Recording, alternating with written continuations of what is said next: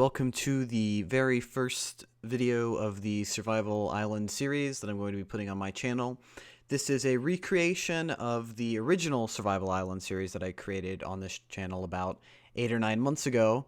Due to getting several requests on how I should remake it and create it in C# with what I know now as I'm more experienced, I want to recreate it, and yeah. Thank you very much for watching, and let's get right into it.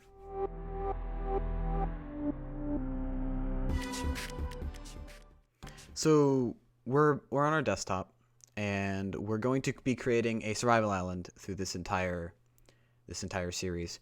We're going to be talking about things such as the terrain tools, some basic scripting, inventory, tree chopping, trapping animals, etc., etc. Some very basic gameplay to get down, and it should help you increase your knowledge of Unity.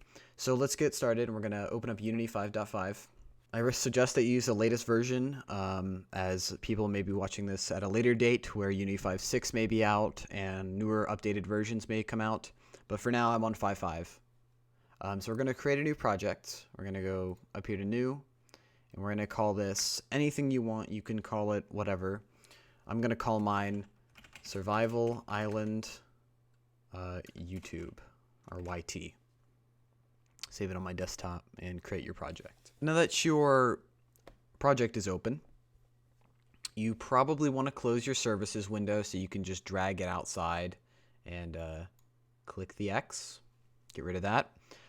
So now you have your inspector, your occlusion, and your navigation. You actually may not have occlusion. I just have that open for my own purposes. So we're in a blank scene, and in this tutorial we are going to talk about island creation and using the terrain tools to create a very simple island. But first things first, we have to import some of Unity's standard assets, and these are assets that Unity comes pre-installed with, and they're very easy prototyping tools that are used by developers all around the world, and very high quality and simple assets to just get you going. So if you go to the Assets tab up in the top left, you click Assets, Import Package, and we're going to import the environment package. And once you've imported that, in your Assets folder, you should have another folder called Standard Assets, and this is what's going to hold everything. You'll have cross-platform, editor, environment, and utility. We have to also import one more. We have to go back to Assets and Import Package, and we want to import our characters. And once that's all imported, we are ready to go. So we're going to be talking about the terrain tools in Unity and the creating an island. So now that we've imported environment and characters, we have an entire scene here that we can rotate around with using the holding left alt and right click, or left click, my apologies. We can rotate around the scene, but I'm not going to be talking too much about the Unity controls. I'll cover them very briefly, but if you do want to have some sort of tutorial on that, I might look at making one, as I'm trying to get this channel more active again. So let's make a terrain. So to make a terrain, we're going to right-click, go to 3D Object, and Terrain. And now we've created a terrain. It's a gigantic white terrain at first, and you may be thinking, how on earth are we going to make an island with this? But never fear, it's very simple. So let's add some textures to our terrain to make it really feel more like an island. So if we come over here, Unity has all of these different things that we can do to the terrain. There's the raise and lower the terrain on this. If you click this mountain with the up arrow, if you click this one, you can paint a height, so you can paint one solid height, and we'll talk about the settings later. We're a smooth height, so you can smooth heights to create slopes, and you can paint textures. We'll come back to this in a minute. You can place trees, and you can paint details. And then also you have some basic settings. These I'm not going to go over, as usually you shouldn't need to be messing with these too much. And if you do need to mess with them, I suggest that you go look on the official Unity forums and documentation. So let's go back to paint texture. and let's add a texture. So if you click Edit Texture and Add Texture, you have this new window that says Add Terrain Texture. Now with this, you see an albedo and you see a normal. I suggest, unless you actually have normal maps created for your texture, that you leave this normal blank. So we're just going to add an albedo. And if you click Select, and if you've imported all of your environment package, you should have a lot of textures to go through. So if you search for sand, you see sand albedo, and select that, double click it, and click Add. This initially adds it to our terrain. We are one step closer to creating our island. Let's add a couple more textures. So if we do the same process, Edit Texture, Add Texture, Select, we're going to be adding some grass. So there's one called Grass Hill Albedo, and once again, these are just standard assets from the environment package. So let's add our Grass Hill Albedo. I'm just going to be using the 2 textures, as I'm not going to spend a lot of time making my island the best. As I'm sure there's plenty more textures that you feel free to find online. There's a website called textures.com. Feel free to go there. I'll link it down in the description, and it has plenty of high quality textures that you can download for free. So if you want to use those textures instead of the standard assets, go right ahead. All right, so let's actually start sculpting our island. So how I'm going to do this is we have this terrain, and let's consider all of this sand as our ocean floor, okay? Now, we can paint an island. So if we go to paint height, as you see, there's a brush size. There's all these different brushes you can pick from up here. We're just going to stick with the 4th one. It's just a circle, and you can see if I change the brushes, they all look differently, and you can feel free to mess with these at on your own time. Now, we're going to increase our brush size to something like 50. Once again, this is just a standard number that I'm throwing out there. Feel free to play with your own brush sizes and everything. The opacity is the intensity at which it raises terrain. And we're just going to leave that at 100. And we're going to paint at a height of, let's say, 5 for now. So if I paint this, it should raise the terrain to 5 and not go any higher. So let's just paint like a little circle. Once again, I'm just holding left click and painting a small little island. So it looks like a decent sized island. Now, you may be thinking, how are we going to get rid of these very tall edges? Well, what we can do is we can come over to our smooth height tool. Once again, feel free to change your brush size and your opacity to fit your own needs. But I can come over to our edges, and if you have a high opacity, it will actually smooth out these edges and create a slope. And you can feel free to go back and forth. And as you can see, it's created a slope. And just do this all the way around the island.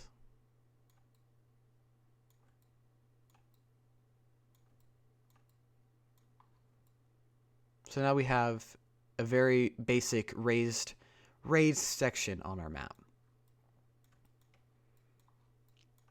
Now we are going to paint a texture on top of this to kind of denote some grass. So if we go back to our paint textures and we select our grass texture, you can select between your sand and your grass. Once again, you also have different brushes that you can use. I'm going to be switching back to the first brush. And I'm going to change my brush size to something maybe a tad smaller, maybe 35. And if you have the grass selected, you can actually paint this texture onto the terrain. Once again, I'm not really taking too much time to make my island look really pretty, as I think that I'm just trying to teach the basic ideas. All right, so we've painted some grass texture. Now the next thing we're going to add some water. So if you go to your standard assets folder, and if you've installed the environment package, there should be something called water 4. Now what water 4 is it's a standard asset. It's water. It's just a Unity pre-built-in standard water that you can use for anything you want. So if we go to standard assets, we go to environment, we click water. I'm going to be using the water basic as it's going to be using less CPU in memory. Not that this game is going to be really CPU or memory intensive, but it's always nice to squeeze out every ounce of performance that you can get. So I'm just going to be using water basic. Feel free to use the regular water. You go to prefabs, and you can drag either water basic nighttime or water basic daytime. Now, we may be adding a day or night system later down the road, and we'll talk about the whole water daytime nighttime at that point in time. But for now, we're just going to be using water basic daytime. Now, this is really small, and we don't want that. So what we're going to need to do is we're going to have to scale this. And if you click up here on your scale tool and you drag this out, you don't even have to drag it. You can even type in a number. I can go 100 on my scale. I could even do 1,000. We're going to do 500. And I know this probably isn't the best practice per se to be using for water, but it's going to work for now. So position your water slightly above your terrain to create an ocean. And so now we have an island with an ocean surrounding it. Very simple. Now, make sure to save your scene. I'm going to save Command S on a Mac or Control S on a Windows machine. I'm going to save this as world. I like to just give it a very generalized name so that I know, like, this is the main world. This is what we're going to be using it for. Another thing that I want to note, and I should move this black bar down, is you'll have clustering, okay? Now, this can be an issue. What this is doing is it's baking your lighting into the scene to, there's a difference between baked lighting and real-time lighting, and I'll link something down below on the differences, as I'm not going to go really too heavily into it, but baked lighting is better on your CPU. It will be using more in the editor, but less in the less memory and CPU when you actually play the game. Putting my black bar back up as it hides my Windows bar and time and everything. Okay. So we have a scene, and we have a little island with an ocean. Now let's add some grass onto this island. We'll add trees next, but grass is what I want to work on now. So if you go to your Paint Details tab, which is the one on the farthest to the right, which is some flowers and right beside the settings. Paint Details. Once again, you have brushes, you have brush size, you have opacity, and you have your target strength. Now we need to do the same thing as we were adding textures. We need to edit details, add a grass texture. And you're going to get this window. Detail texture, min width, max height, noise spread, healthy color, and your dry color. I wouldn't worry about these too much, as we'll go into these detail at a later time, but for now, just as a basic overview, click Detail Texture, and we're going to add one. And if you just search for grass, just pick any one of the grasses that you would like. They're all just the standard. They should be the grass frond. Yeah, frond 01 albedo alpha or grass frond 2. Easy enough. I'm going to be using number 1. And I click add, and we can paint this onto our terrain. Same way, we have brush size, and if you zoom in, we can paint this onto our terrain. I'm actually going to be increasing my brush size just because it'd be easier for me to paint massive amounts of grass. Another thing to note is that the grass does have a significant impact on your performance in your game. So I wouldn't paint too much. And in the editor, as you notice, as I zoom out, I'll actually lose bits of my grass as it fades out. Unity does that automatically for performance reasons. And if you hold Shift and click, you can actually delete your grass. So I can delete it with Shift and left click, and I can place it with left click. All right, now we're going to be adding some trees. Very similar process to grass. If you, that's a big brush, wow. If you click Edit Trees, Add Tree, you get this menu. Don't worry about bend factor, just add a tree prefab. And if you search for tree, or what is it? I believe it's conifer. You can do conifer, broadleaf, or palm. We're going to be adding some broadleafs for our main, and then some palms for our beach. So let's just add some broadleafs. Once again, you have a brush size, you have a tree density, you have quite a number of things.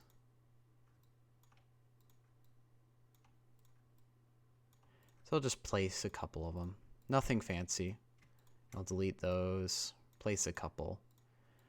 Once again, it's nothing overly fancy as I'm trying to save CPU resources and everything as I'm recording, and it takes quite a bit of my processing to do that, of my CPU to do that. All right, so we're going to edit tree, we're going to add a tree, and we're going to add a palm tree this time. Same, very similar process. I'm just going to paint them on the desktop here. I'm not on the desktop.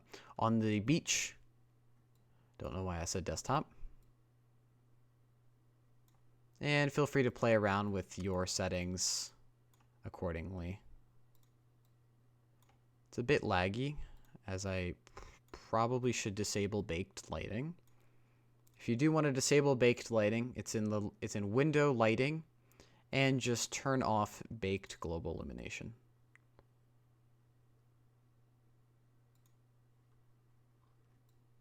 Now, when you do make a build of your game, I suggest that you bring back on baked global illumination, as it should increase the performance of your game. So now we have a very basic island created. I also want to talk about, before I end this tutorial, I want to talk about creating a player and dropping him in the scene so that you can walk around and explore. So we're going to delete our main camera. Don't be alarmed, this is not going to break it. So if you delete your main camera, feel free to go back to your standard assets, and if you've imported characters, this is where this is going to come in. If you've imported characters, first person, prefabs, so you can use FPS controller or you can use rigid body FPS controller. I suggest that you just use FPS controller, and it's just a prefab, so you can drag and drop it into your scene and position it on your island any way you want.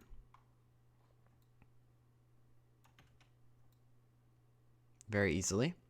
And that should be it. So if you go to your game view, you should have a working survival island that you can explore.